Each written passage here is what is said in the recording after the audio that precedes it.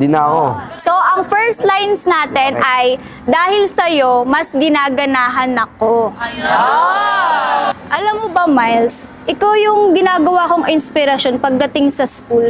Kaya, dahil sa'yo, mas ginaganahan ako.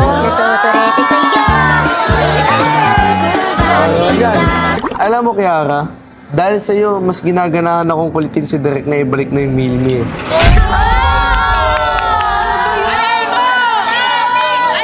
Okay, second lines.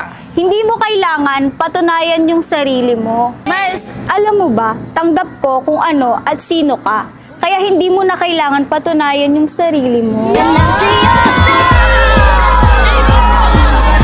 Alam mo, Kiara, huwag mo na ipilit yung sarili mo sa love team natin ngayon. Ayun! Huwag ka na Grabe makulit, ka naman. huwag ka na malambing, kasi hindi mo naman kailangan patunayan sarili. Nakakasakit ka na, Miles, ha? Last but not the least, third lines. Ang saya pagkasama ka. Alam mo ba, Miles, sobrang lucky ko kasi ang saya-saya ko kapag kasama ka. Alam mo, ang saya ko pagkasama ka. Uy, talaga ba? Hindi kasi ikaw kausap ko, ikaw yung Mitch.